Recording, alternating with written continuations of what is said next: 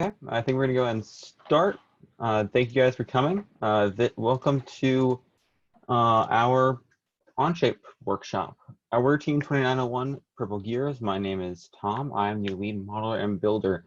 Today is the first workshop in our Cad With Me series. We are going to be teaching you guys how to use Onshape through the process of building an outreach robot and modeling it. You guys are going to be learning step by step how to do that, but first there's a little bit of logistics we have to go over. So in order for us to provide you guys the resources you need to be able to follow along with the presentation and really get the most out of it, we need you to submit a form so that we can share the Onshape documents with you. That's just the bit.ly link right here. We will also post it in the chat. But if you don't put your email into that form, just the email you use to sign up for Onshape, then we won't be able to sort of give you what you need.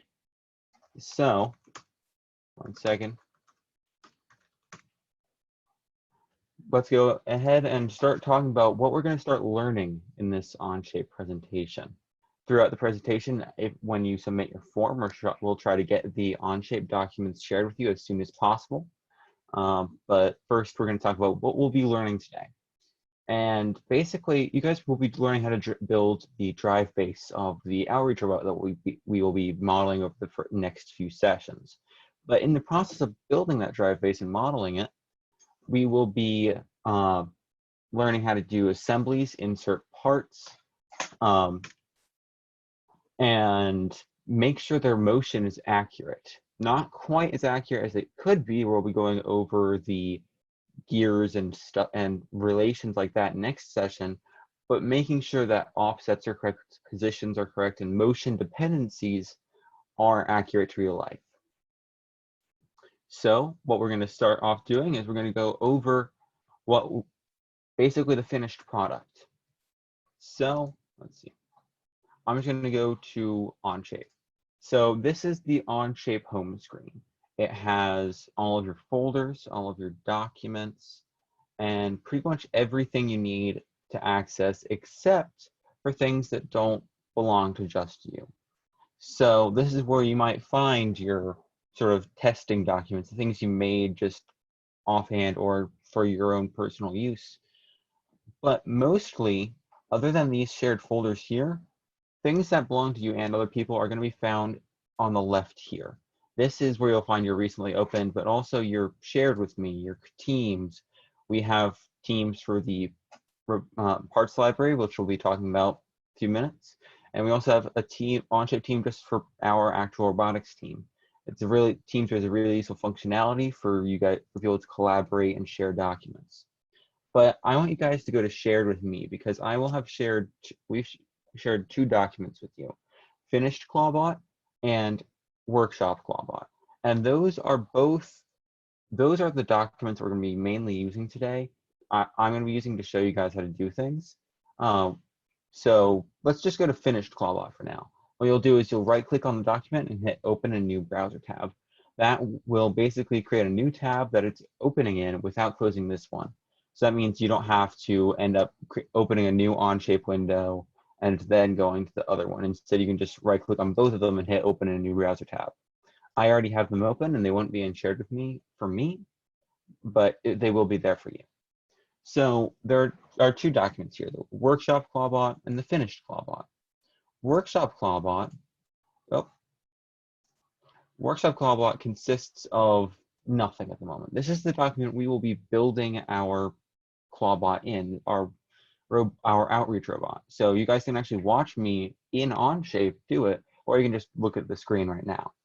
But finished Clawbot shows you guys the intended finished product, almost. I forgot to put the control hub in there, but it'll be in there by next meeting, by next workshop. But so you can see here all of the pretty cool features Onshape has that this model uses. For example, this arm has accurate rotation, like accurately rotates, and the gears actually rotate with it. So we can rotate over here. And when I turn this gear, this one gear, you can see that upper gear also rotates. Or we can look at the fact that we have a transparent plate here with an accurate material.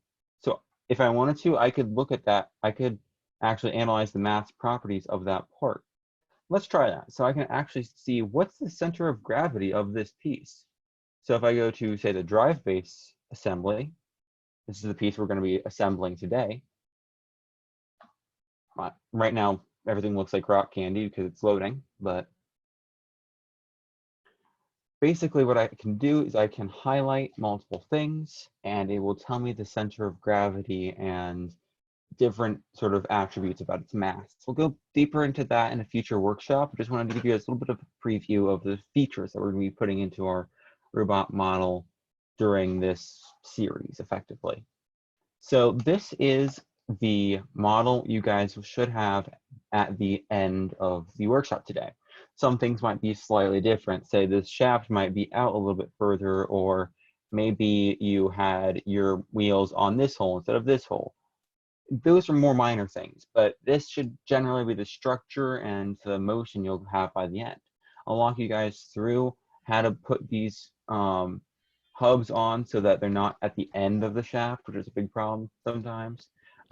Make sure things don't move around freely. Yeah. You might want to suggest if people can create their own documents so they can actually edit at the same time as you, because if they edit in the document you're on, then yeah. So we'll be going into how to create a document in just a second. I just wanted to show you what the finished result will look like. So the next thing is, of course, as Mr. Toes said, make a new document so you guys can follow along. That's why I kept this documents tab open. So we'll go from shared with me up to my Onshape. That's where it starts. So right above my Onshape is the create button, big blue button, and when you click it, it'll have this drop down. It has the different things you can create or use to create things. You could import files, you could create a folder or a label, but we're going to be creating a document. And I'll go into what a document is at its core in just a second, but what you'll do is you click on that document and it brings up a new screen. Actually, you leave the Onshape homepage and you go to a screen that looks just like this one. So go ahead and click that Create Document button. So when you create a new document, you're taken to a screen that looks like this. This screen has two tabs at the bottom, a Part Studio and an Assembly. Now, it's important to understand the difference between these two. A Part Studio is where you create and edit parts. So this is basically where you would create your Lexan side plates or your custom standoffs or things like that. But you can't move parts. They can't interact sort of like they can in a mechanism. So you couldn't have a bearing that spins around in a Part Studio. But an assembly does exactly that. An assembly is where we're going to be doing most of the stuff today. And it's where you can take multiple pre-existing parts and assemble them into something bigger, have accurate motion, mechanisms, things like that. But you can't create parts using solely an assembly. So because we're not using a Part Studio today, we can go ahead and delete it. So what we're going to do is we're going to right click on the Part Studio 1, and it looks like someone's in it, so I'm going to skip over that step, but I'm going to right click on it, and at the top here, it should say delete. So when you click on that delete button, this Part Studio will disappear, and you won't have to worry about it anymore. I accidentally hit the wrong button. Sorry. So now we go. See, that's what happens when you hit the wrong button. Things happen that you don't expect. So we're going to go to the Assembly 1. Now that Part Studio 1 should be disappeared, this should be the only tab left. So what we're going to do is we're actually going to rename it. Because when you create a new assembly, by default, or really anything in Onshape, by default, it's the title of that feature and then a number. So Assembly 1, Fasten 1, say Part Studio 1, and then it's sort of tiring to dig through those. Because when you have to sift through assemblies 1, 2, 3, 35, 56, it starts to get pretty tedious. So always make sure you rename things that have this sort of generic name. So to rename it, you just right click and hit rename. It's the third button from the top. That's going to let you edit the name of that tab. We're going to name it Drive Base because that's what we're going to be building today. So as I said, a document has both Part Studios and assemblies, which is different from the typical file in CAD. So rather than just having a single part or single assembly in a file and having to switch between whole sort of windows like you do in most CAD systems, Onshape you can have multiple parts, assemblies, drawings, folders, a whole bunch of things in one document. We actually had our entire robot this year in a single document. So you can see something like that in the finished clawbot. We have a folder that contains an assembly and a part. And we also have sort of larger sections above that folder. So we have sub-assemblies that come together into one full assembly. So think of documents not as single files, but more like folders. So here is the part where we're actually going to start inserting pieces into our assembly so we can assemble them.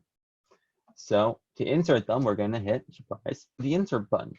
So up here at the left, it's near the sort of circle button. It's at the top, it's at the toolbar. It's right below the title. When you hit the insert button, it's going to come up with a menu with 3 tabs: current document, other documents, and standard content. We're not going to be working with current documents today, but that would basically be if you had anything that was only in this document. So for example, finished clawbot, that document has 2 custom parts in it. So in here, it would give us the option to insert those parts from the same document we're working in. But we're going to be working with other documents today because we're going to be grabbing things from the parts library. Standard content is more generated things like screws and washers. We'll be using that later, most likely. So we're going to be going to other document. And then we'll be going to FTC Robotics Parts Users. This is the team that you guys should be added to. And it's the parts library for Onshape for FTC. We created the library. It's PPC approved. It includes, I should just click on it, includes parts from Vex, Master, Circuit City, GoBuilda, Pitsco, Rev, and it also has a place where people can publicly submit sort of parts that you guys want to be in the library but aren't. You guys can put them together according to the standards of the library and put them in this robot parts contribution folder. So we're going to be going to Servo City. And here is actually right where I'm going to go back to talking about the library again. At the bottom of every sort of top level vendor folder, it's going to have this FTC parts library document. It's going to include an example of a kit of some parts from that vendor, but it's also going to have a PDF inside it describing how to add parts to the parts library. It's going to link to some documents that have more exact documentation on the standard, things like that. So because we're going to be adding the bars for the frame of the drive section of the drive base first, we're going to click on structural components. It's the 5th one down. So we click on structural components right here. And then we're going to scroll all the way down to the bottom. So we're going to be clicking on channel, because technically what we're inserting is called the U channel. We're going to be inserting a standard channel because we want it to be nice and strong. And here is where you have to be careful, because sometimes if I might fall back into old habits, and because we used to go through here, click on whichever one we needed, but now we have a type of part called a configurable part. It's a really nice feature of Onshape. So at the top here, click on this tab called Aluminum Channel Configurable. When you click on it, this sort of menu comes up, and it allows you to change the length of the bar. Configurable parts are at their core just a part where you can insert a value, a parameter, and it changes the geometry based on that parameter. So we can scroll through here. I say, maybe I want a 15-inch bar, or and it just automatically changes it. So actually, by chance, we do want a 15-inch bar. So click on this drop-down and click the 15-inch or 19-hole bar. Once you've done that, it's going to be a few tabs down. Click on either up here or down here on either of these 2 tabs on either side of that length. And it's going to start inserting the part. Now, once the part has actually inserted it, it'll work eventually. But it's going to follow your mouse around in the viewport. Now, to sort of let go of that bar to keep it still, you can tap in the viewport and it turns gray. That means it's not selected anymore. Now we will also want a 12-inch bar. So we're going to click on this, the 12-inch option. It's a 15-hole bar. We're going to click on this one down here this time.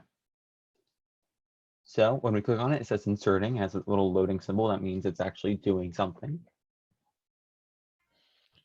Tom, I Wait. want to point out a couple people missed that these are Servo City parts. You need to go under the Servo City folder to see all of this.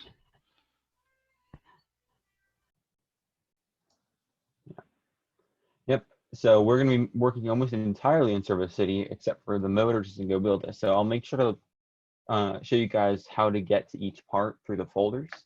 They can be a little bit challenging to find the parts, but they are all organized exactly how the vendors are on their websites. So all of the folders we have here are organized just like the Servo City vendor. Or for the Pitsco one, it's organized how the Pitsco website is organized, that sort of thing. So if you know the website, you'll know the folders. But even if you don't know either, you can go to the website or the folders and search the part up. So you can just hit this check button here. So what this check button does is it confirms the insert. This is going to be common throughout pretty much all of the sort of operations in Onshape. This check button says, okay, I'm cool with this insert. I want it to be part of the actual assembly. This X would be, I want to cancel everything I've done. But we're going to hit this check button right here. So now these parts are in the assembly, but they're floating in space. They haven't been sort of glued down to anything. And that's no way to build a robot. You don't build a robot in midair. So we need to attach it to something. And the way we attach things together in assemblies is with mates. Just like a screw takes two holes and forces them together, or how a bearing lets things spin around each other, or even how a slider slides two pieces along each other but on the same axis. Mates take two pieces and relate their motion. They tell the model how do they interact. So what we're going to do is we're going to use the fasten mate right here. Up at the top left, to the right of the insert button, the fastened mate will take 2 points on objects and stick them together. They won't be able to move apart or rotate apart.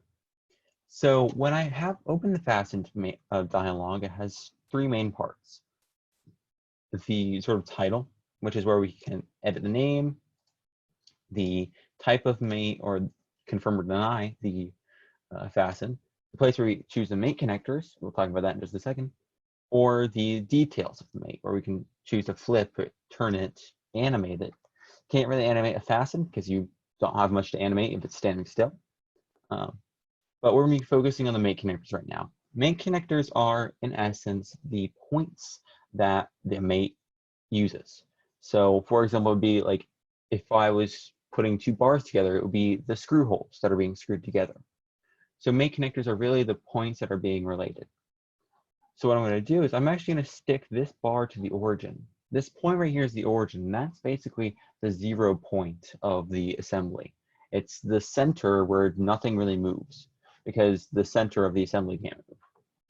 So I'm going to go over here to this bar, and I'm going to hover over parts of it, and you're going to see a bunch of points appear. Those are suggested mate connectors, and that's something I really like about Onshape. When you hover over geometry, it gives you options for new mate connectors you could use. So for example, when you hover over the edge of a circle, it automatically snaps to the center. If I hover over the edge of a line, I could go for the center or the end points of the line, really any of them. I'm going to use the center, the outside edge of one of these big holes. So it's going to give me the center of the hole. And when I click on it, you can see it's been added up here. So now that I've clicked on the center of one of these big holes, I can attach it to the origin. But first, I need to make sure I'm actually oriented the right way. The way I do that is you check up here in the view cube. So to rotate your camera, you're going to hold right click, but the view cube tells you which way you're facing. So it basically says, okay, this way is the bottom, this way is the right side, stuff like that. So I can really get my bearings using that view cube. Now I want the blue axis or the line coming out of that circle to be pointing up. It's working right now, but what if I'm facing, say, this way? Then it might end up facing to the side or something like that. So I'm just going to hold right click and move my mouse around the origin. And that's going to change which way the mate connector is pointing. So that's what I want. I want the line coming out of the circle to be pointing straight up.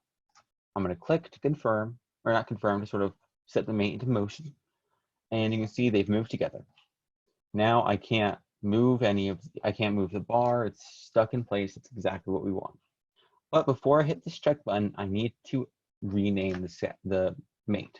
I'm going to name it origin because that's what we always name our origin mates, but always rename your mate to be something descriptive and consistent. So my usual sort of naming convention is I use the piece I'm mating dash whatever I'm mating it to. So I'm going to hit this check button. And now this piece is mated to the origin. So what we can do is we're actually going to be mating this bar, this 12-inch bar, to the 15-inch bar. So what we can do is when we hit M, it opens the mate menu. We can also hit this fasten button up here. And instead of just hovering over any old edge, we're going to choose specifically this top side of the 12-inch bar.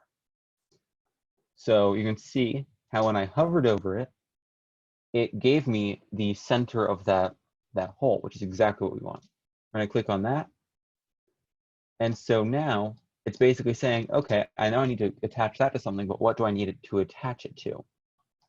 And so we tell it we want it to attach to the end of this bar, the end hole. So that hole right there. That's not quite right. So this is where the detail section comes in, because here's a bunch of tools that are useful for positioning the mate. So the flip primary axis button, this button in the bottom left corner of the mate sort of dialog that has two arrows, that's going to flip the mate on its z-axis. See the blue axis? See how it just flips directly on itself. So that's going to be useful if we're going to get below the bar, but it's still pointing the wrong way. We want this bar to be going like that. So we're going to hit this reorient secondary axis button. That's going to rotate the mate 90 degrees on the z-axis. We can hit it 3 times or however many times it takes for it to be pointing the right way. Okay, great. I'm just going to call this one side R dash back bar. Okay, that's the sort of naming convention we're going to keep throughout the entirety of this workshop. Okay, great. Now we've made sure everything's good, nothing's intersecting. We'll just hit this check button. All right.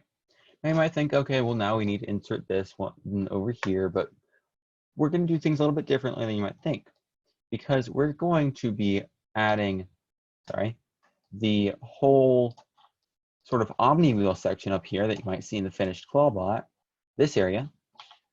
So we're going to be adding those omni wheels here first, and we're actually replicating this whole bar and bringing it over here, so that we only have to do the work on those omni wheels once. So to do that, we first need to insert the bearings, the shaft, the hub, all that stuff that we need for those omni wheels. So first, let's insert the bearing and the shaft, and we can work with that. We're going to go to Other Documents, FTC Robotics Parts Users, and then we're going to go to Servo City. It's at the very bottom, below Make Master Car. And then rather than going to structural components, we're going to go to motion components because the bearings help things spin. Awesome. We're going to go to rotary motion because again, they're spinning. It's in the middle. Then we're going to go to bearings and bushings. So rather than going into bearings or ball bearing hubs, we always have to be careful which folder we're going into because we want to go into ball bearings right here. Tom, would you mind slowing down just a little bit? Sure. Make sure everybody's caught up. I think there's a couple people that are 3 steps behind you and would like to keep going. Okay, that's fine. Yeah, but just to try to step back a bit to give people time to catch up, we are going to be going, when we insert this bearing after we've made these 2 bars together, we're going to be going into the Servo City folder in the Parts Users Library, or team. We're going to be clicking on Servo City. Then we're going to be clicking on Motion Components. Because really, just think about it, is it moving? Yeah, it's probably going to be in there. Sometimes it's a little bit more complicated, but in this case, it's that rule pretty much sticks. Then we're going on rotary motion. It's right in the middle between these 3. And then click on the very bottom one, bearings and bushings. This one's going to take us to pretty much all of the bearings that Servo City has. So you'll see all of these different folders. We're actually going to be clicking on ball bearings down here. So what you'll do is you'll scroll down all the way to the bottom, and it's a few from the bottom. It's ball bearings right here. Okay. Once we've clicked on ball bearings, we're going to see a few different options: flanged and non-flanged, and then SAE or metric.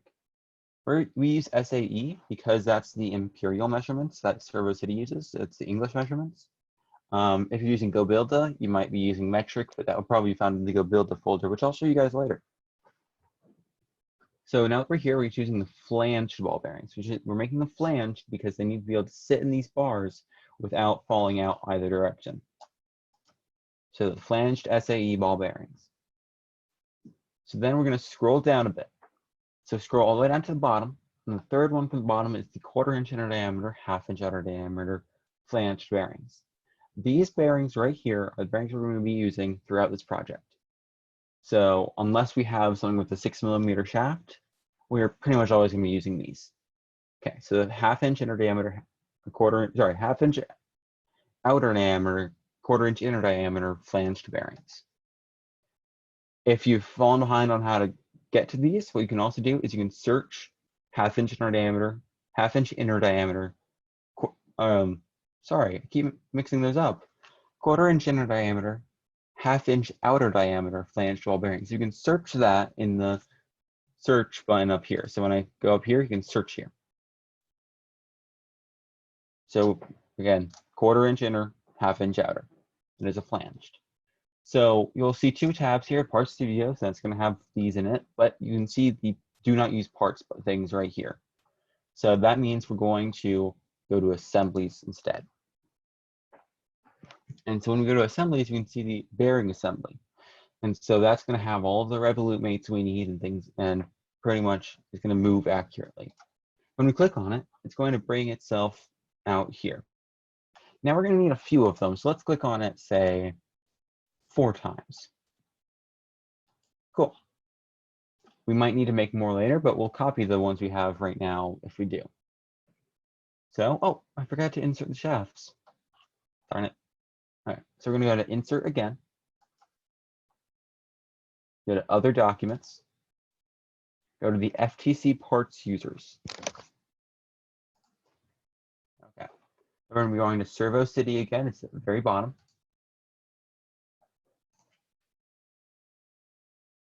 Okay. Then we're going to go into Shafting and Tubing. So right above Structural Components, shafting and tubing sort of contains any sort of axles or shaft collars or anything that keeps shafts in place, usually, other than some clamping mounts. But we are going to be scrolling all the way down to the bottom and hitting shafting.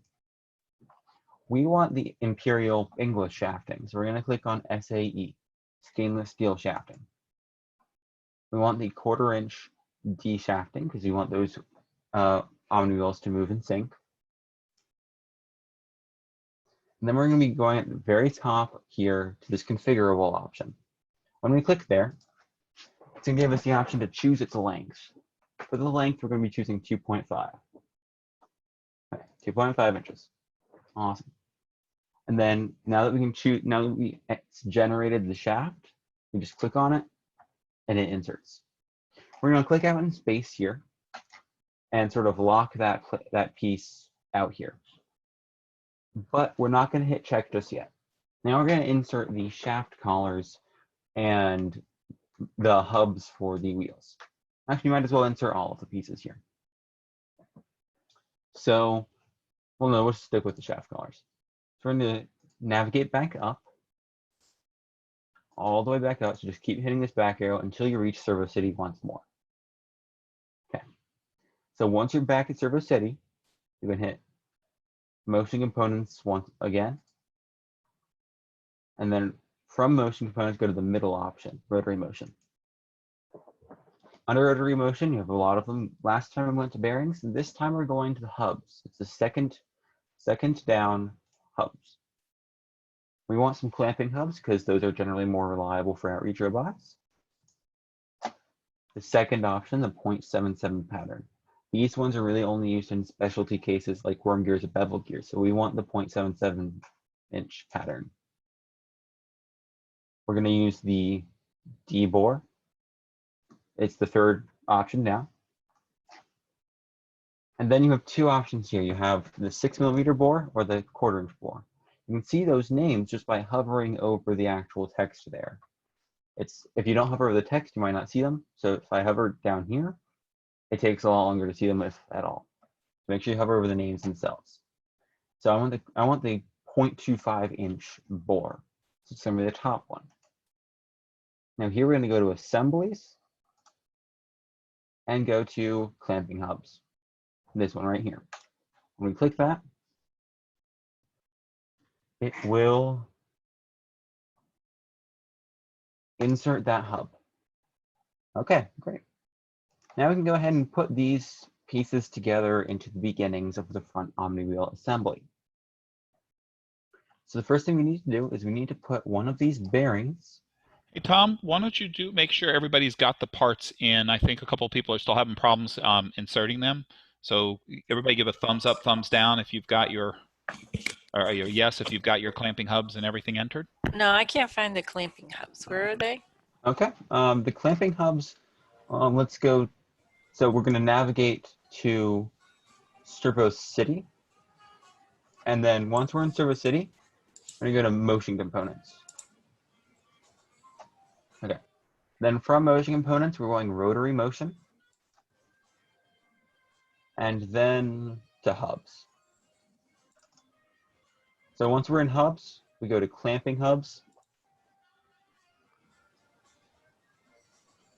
And then from there, we're always going to choose the 0.77" pattern unless there's some special situation.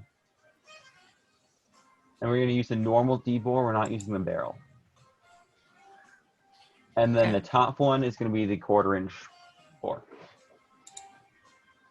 Okay. Then let's go to how to find the D shaft, because that's a really important part. So the fourth piece from the top is going to be the shafting and the tubing. That's going to contain all of our shafts, our tubes, our shaft collars, and things like that. So at the very bottom is going to say shafting. So just scroll straight down. And then we're going to have two options, metric and SAE. We're going to choose the SAE, the bottom one. And then we're going to again choose the bottom one. It's the 1/4" stainless steel D-shafting. Just gets us a little bit of better grip for the wheels. And then from there, we choose the configurable stainless steel D-shafting. It's the very top option, it's pointing upwards instead of diagonal. When we click that, we can change the length of the shaft. So we're going to have to change it from 1" to 2.5 inches. So just click on that and scroll straight down to 2.5". And then you can click on that and it will have inserted the part. Okay. So yeah, now that we have these parts in, does everyone have everything in? Thumbs down if you don't. You can do the reaction. Where was the bearing thing? The bearing? For the bearing, you go to Insert. You're going to go also to Servo City, just like before. So Parts Users, Servo City, and then Motion Components. So it's right below Shafting and Tubing and Structural Components. And then Rotary Motion, the one right in the middle. And then instead of going to hubs like last time, we're going to go to bearings and bushings. It's at the very bottom. And then we're going to scroll straight down, and then ball bearings right here. So be careful, because there's also a folder for bearings, ball bearing hubs, and linear ball bearings. We want the standard ball bearings right here. So it's the fourth folder from the bottom. Okay. And then we're going to use the flanged ball bearings for the SAE, the one at the bottom. And then scroll down until you reach the 1/4" inner diameter and 1/2" outer diameter flanged bearings. They're the third from the bottom. And then we use the assembly, click on that, and then we can click out here. So when I do that, I have two options. It comes up with a 1/2" and a 1/4". Yeah, so that's going to be the Part Studios. You're going to go to Assemblies. So there's two tabs at the top below. I gotcha. Okay. Yeah. So it's So whenever you go to a new document you haven't gone to before, always make sure you check the assemblies because sometimes there's a part you might not expect to have an assembly when it actually does. So it's always just good to check. Okay. Does anyone need any review? Okay. So I'm gonna hit M, and that's gonna open the fastened menu. And I'm going to zoom in on this bearing here. Now, I'm going to end up clicking this edge right here, so basically the back edge of the flanged bearing, because we want this to be flush against the U-channel. So to make it flush against the U-channel, we need to choose this back edge of the flange, the outer edge, and that's going to highlight the center of the sort of flange. So now we have that selected, we're going to choose the outside edge of this last hole on the bar. So, oh, 1 second, sorry. So it's gonna be this hole right here on the end. So basically just hover over the edge of that and it should select the center. Once we've done that, we click and it will automatically snap them together. But this isn't going together right, so we're gonna have to hit this flip primary axis button. Now, once you've done that, it looks good, but if you notice, the center piece isn't actually in there. It looks a bit big in there. So what happens here is Onshape doesn't update all of the other mates when you like make a mate. So pieces of assemblies are left behind, and until you either hit this check mark or the solve button, it doesn't update all of those mates. So we're just gonna hit the solve button right here. And solve button at the bottom of the mate dialog box updates the other mates and brings everything to where you just made it. Awesome. So we're gonna hit this pencil button and we're gonna edit that mate. So we're gonna call it, let's call it Omni bearing. So it's gonna be like the Omni wheel bearing to sidebar. I use dash instead of two. But that sort of conveys what's being mated, what's being mated to, and it makes things a lot easier. I'm gonna hit this check button here. But the reason I put that Omni there is because I'm gonna put Omni pretty much somewhere in each of these mates down here, so I can just look down the side of this sort of line of mates, which will be there soon. So Tom, question. Oh, sorry. Go ahead. Oh no, that's fine. So if I accidentally mated it to the wrong hole, how do I get it unmated? Great question. So to change a mate, we're gonna have to either right-click on it and hit edit, or double-click on it. They're both gonna reopen that mate dialog. Okay. And so then we're gonna hit this X button on the mate connector. That's gonna delete the mate connector and we can choose a new one. Okay, thanks. Okay. And we can check to confirm. And there it is. So now we're gonna use a tool that I really like. It's called Replicate. So we're just gonna select the bearing. But notice how in the tree up here, the sort of left-hand side, it's highlighted only in gray. That means we've only selected something inside the assembly. We haven't selected the entire bearing assembly. So we're going to click that and make sure that everything in that bearing is highlighted. Okay, looks good. So we are going to go up here and hit replicate. Replicate is near the middle of the toolbar. It looks like that sort of plate with the cylinders going in and out of it. You can hover over the tools and see what's what. So when you hit replicate, it'll show you what it's replicating, and yet you'll notice that sometimes it only shows part of the bearing and then the whole bearing. We want to actually hit delete on that inner part because we only want the whole assembly. We don't want any single parts. So what it should have, it should only have the 1/4 inch, 1/2 inch outer diameter flange ball bearing. And then here it should have a drop down saying match edges on face. We're gonna switch that to match individual edges. What that does is it means that we can choose a new a new place to put that mate connector, and it'll copy that part and put it in the right place. Okay, great. So we can just hit check. And then, now that those two bearings are in, we can go over to this shaft, and I'm just going to drag it nearby. Right now that's a little bit closer, I can work with it easier. I'm going to mate the shaft to the bearings. So I'm going to hit N. Zoom in on the shaft until I see how it has that chamfer on the edge, that bevel? So we want the end face. Instead of this face, we want that one right here. So when we hover over that edge right there, it should give us a mate connector at the center of that circle. We're going to click right there. So it chooses the center of that.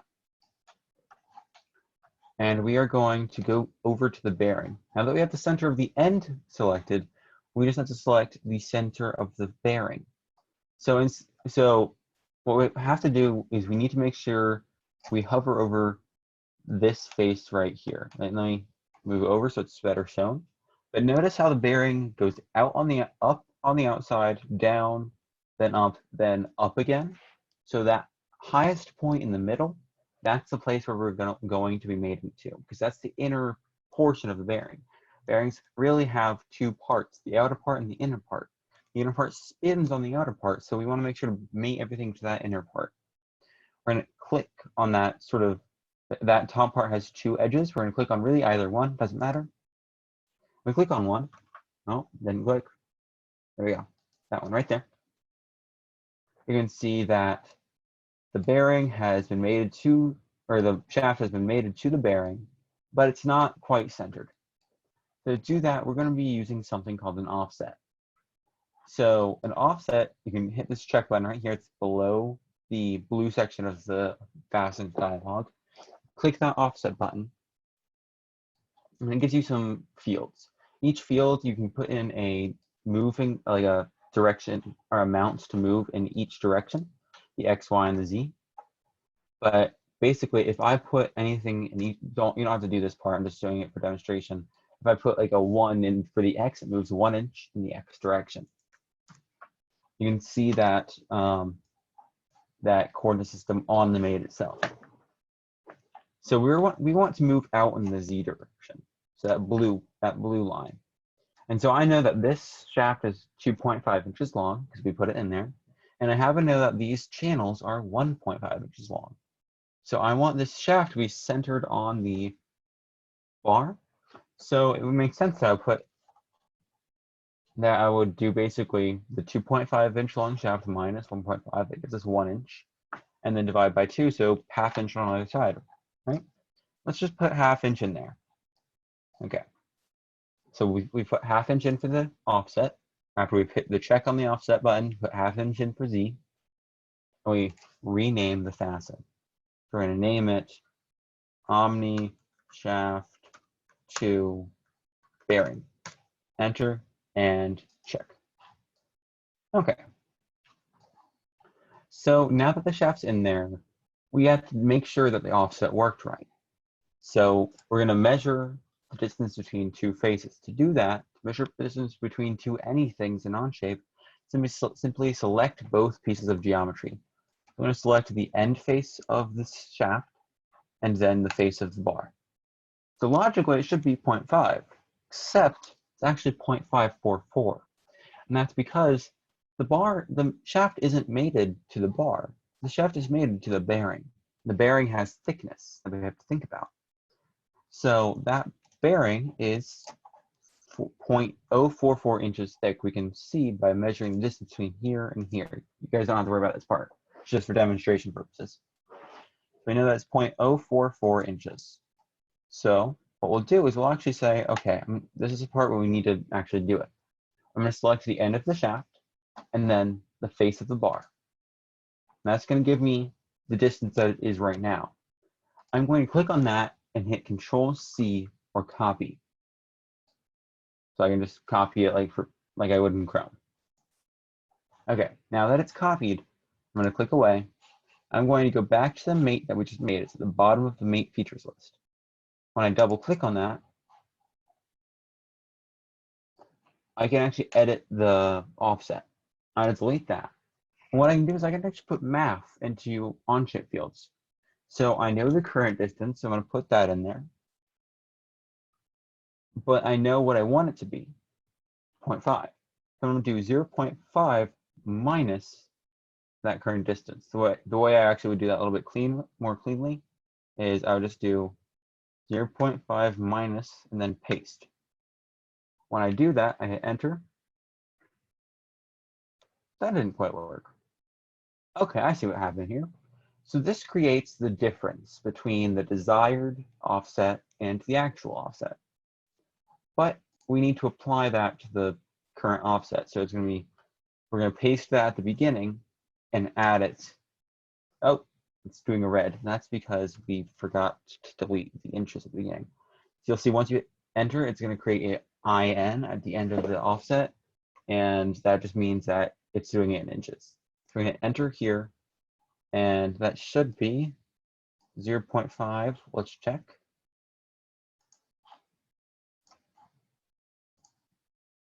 Okay.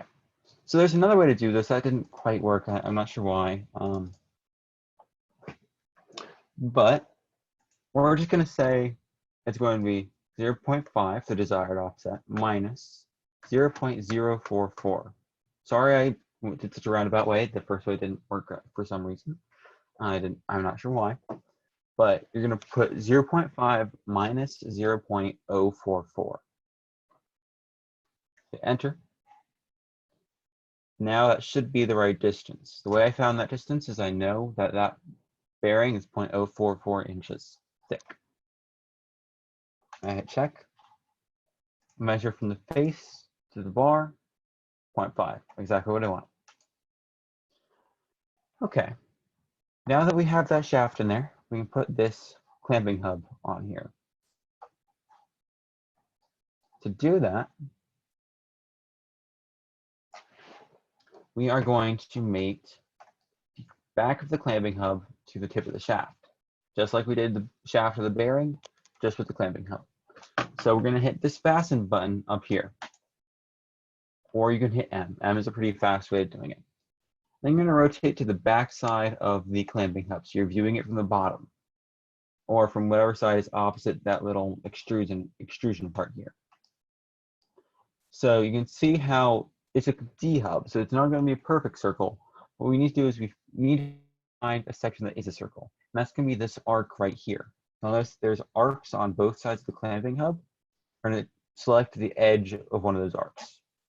Awesome. That should give us the center of that hub. Okay. Now we're actually going to go back and choose the same edge we did before, so the end edge of that shaft. Select that, and then we're going to flip it, so use the flip primary axis in the corner of the fastened menu. Awesome. So it might not be quite lined up, but that's more of a minor detail. So we're going to actually have to offset this if it goes down the shaft, but we have to figure out how far do we want to offset it. There's an easy and quick way to figure that out. Let's name the mate first. So Omni hub to shaft, and then hit check. Let's measure the distance. So what we're gonna have to do is the offset is really just a distance between here and that shaft. So what we can do is we can measure the distance between here and the bearing, and that tells us what the offset needs to be. So I'm going to measure the distance between here and here. Awesome. So I'm not going to try to memorize this. I'm just going to copy it. So click there and Control C, or right click and hit copy. Oh, the wrong button. All right. Okay. So now that we've copied it, we can click away, go over to the mate we just made, double click on it, or right click and hit edit, your choice. I prefer to double click because it's faster. We're going to check that offset thing. We're going to go to the Z position. Now, always make sure the Z is pointing in the right direction, because sometimes if the Z is pointing in this direction, You might want to do negative. But this way is good because that means the direction the Z is pointing, that's the direction that it's positive. So I'm going to just paste straight in there. Okay. So we're going to have to solve this to make sure that screw goes where it needs to be. Hit check. Then we can just look at this, make sure it's not too close or it's not like intersecting anything. This is just for demonstration purposes to show you like it works. Okay, awesome. Next, we're going to be putting on the Omni wheels. So the Omni wheels are similar to putting in the clamping hubs of the bearings, but we're going down a different folder. So I'll show you guys where that is. We're going to go to Insert. Then we're going to go to Other Documents and then Servo City. So once we get to Servo City, once you get to Other Documents, we are going to go to FTC Robotics Parts Users. It's the third one from the bottom, right here. For you guys, it might be the second one from the bottom. So once you get into FTC Robotics Parts Users, go all the way down to the bottom to Servo City. Click on Servo City, and we're going to look at the different folders here. And so the folder we want to go in is going to be the motion components. Motion components is, again, where everything is just focused around moving. It's right below structural components and also below shafting and tubing. Once we're in motion components, we need to go to rotary motion. It's between linear motion and linkages. So go right to rotary motion right here. Then we're going to go to wheels. So we want to rotary motion, then the third one down, wheels. Now that we've clicked on that, we want the Omni wheel. It's a 4-inch Omni wheel. It's the first part we have. This is going to bring in the entire Omni wheel, including the rollers and the shafts inside it, and it's actually going to have relevant mates, accurate mates. So when you first click, you see there's two tabs up here, the parts to do and the assemblies. Now the parts to do is going to have the body, the rollers, and the shaft, and we could assemble it all individually if you want, but there's actually an assembly already made. So what we want to do is we're going to go to the assemblies and hit 4-inch Omni wheel. If it shows you these, make sure you're in the assemblies tab.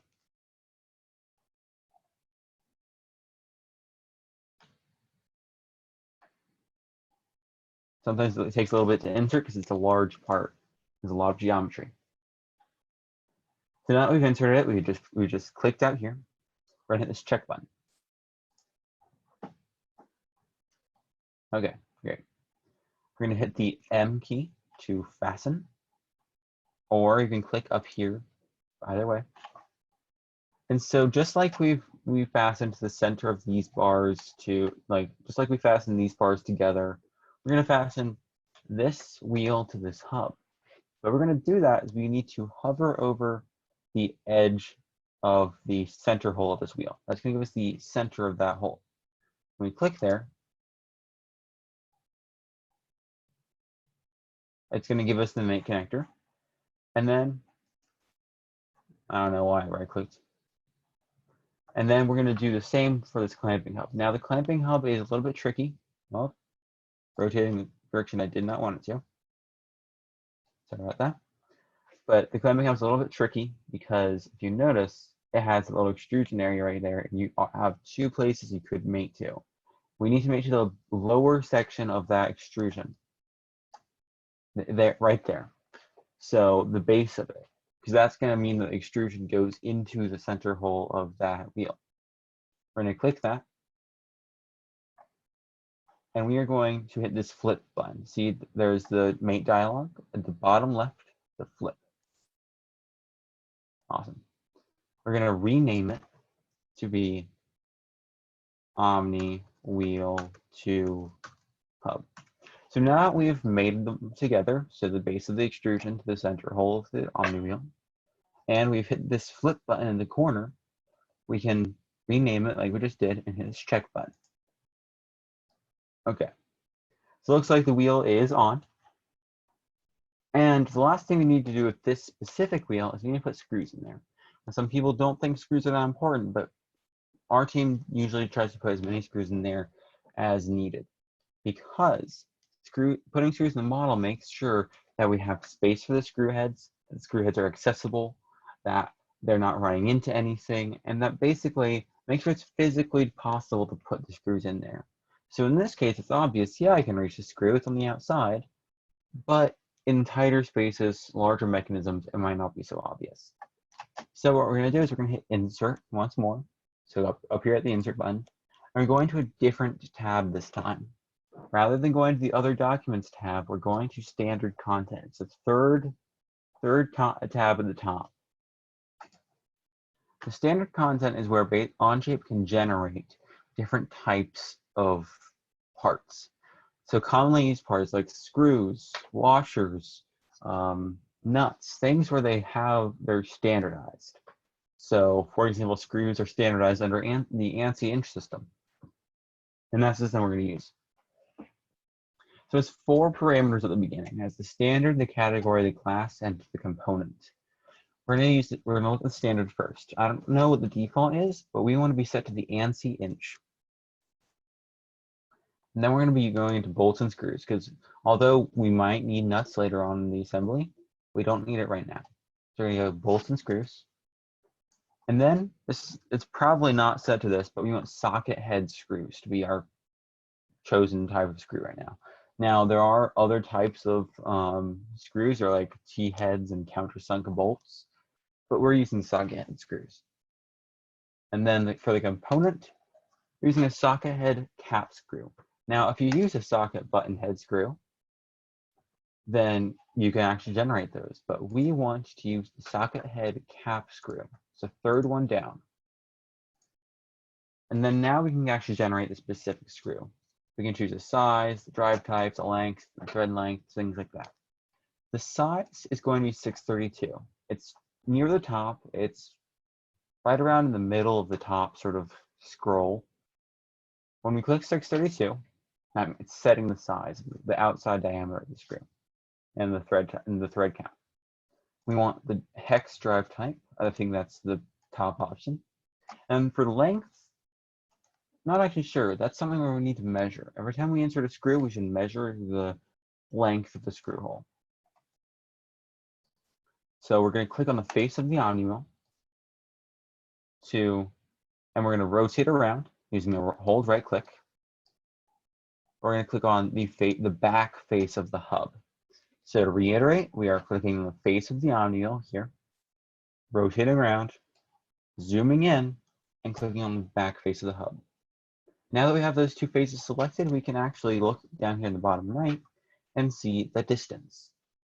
So we don't want screws sticking out, so we're going to click on the length, and we want to round down. So you might think, oh, 0.75 will go all the way through, but that's the problem. We want screws that will go as close to the end of the screw hole as possible, but not go all the way through unless needed, because we don't want them hitting things. So we're going to click on the 0.625 under length.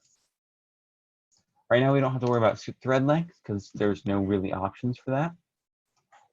But now we click off into space to deselect things. We're actually going to put the screws in.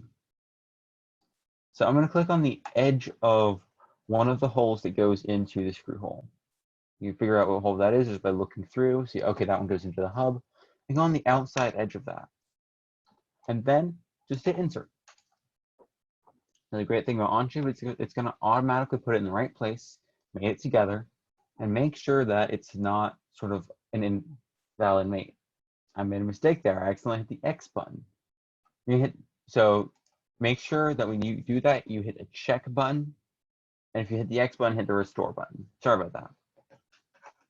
So this mate doesn't adhere to sort of our standard. We want every mate to be renamed. So we're going to right click on it and hit rename. We're going to name it Omni Screw, or Omni Wheel Screw. Enter. Again, just right click, hit rename. And click away. And this is where replicate comes in handy again. So we're going to click on the screw itself. We're going to replicate it. To do that, we're going to go up here to the replicate tool. It's around in the middle of the toolbar, right around here. It looks like the 2 cylinders going into a plate. So when we click on the replicate tool, it's going to give us this menu that we've seen it before, but we have just takes a while to make sure we are acquainted with it. So we don't need to click on anything new for the things to be replicated. But we're going to click on, so we click on the match edges on face, and then match individual edges. Then, see how this field is red? That means that we aren't selecting anything for it. So if I was to select something now, it would go up into this top field, which isn't what we want. So when I select this bottom field, it's saying, oh, you're selecting a individual edge to match rather than a new instance. So I select that bottom field, and then I'm going to, I don't actually have to worry about make connectors anymore. I'm just going to click on these 4 holes. And so if you click on these holes by accident, you can just hit the X button and delete a hole. Or delete replicate there. And you know which 4 holes to use because you can look through, wait 1 second, that's to get rid of them. You look through, say, oh, those are the holes the screws are going through into the hub. So you can click on those edges and then hit check. And notice it has copied over the name. Now the reason I personally prefer to replicate the screws is because then I can bring the name over with them and don't have to rename them all individually. So now we have the Omni wheel on that bar, and we just have to get the other one on the other side of that shaft. To do that, we're going to do a simple replicate. We've done replicates before. This one's just going to be with a few more parts. So here we're going to exclusively click on the parts in the tree. We're going to click the screws. So select all the screws in the tree. Select the Omni wheel. Select not that bearing. You'll have to hover over bearings until you see the bearing that's right here. So hover over them until you see the right one. Well, actually, never mind. We're not replicating the bearing quite yet. So we're going to be clicking on that stainless steel shaft. And instead of clicking on it, we're just making sure that it's going into, we're going to right click on it and hit show mates.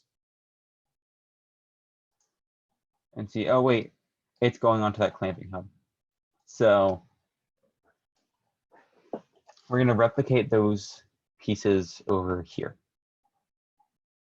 So we're going to click replicate again. We're going to click on the match edges on face and click in match individual edges.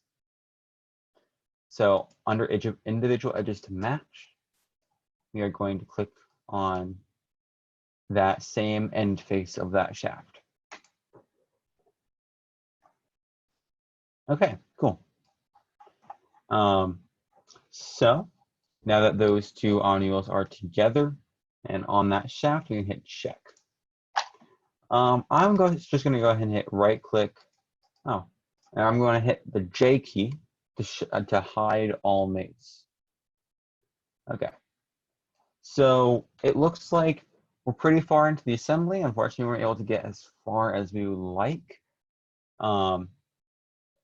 So I think we're probably going to wrap it up here. We're going to continue with the motor and getting the motor and the gear relations actually out here next time. So we're going to have those gears turning with each other and with the right gear ratios as well. See you guys next time. Thank you for coming. Any questions?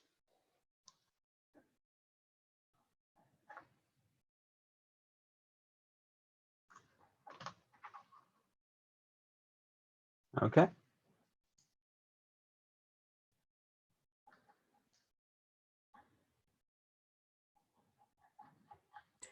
Thanks, Tom. No problem.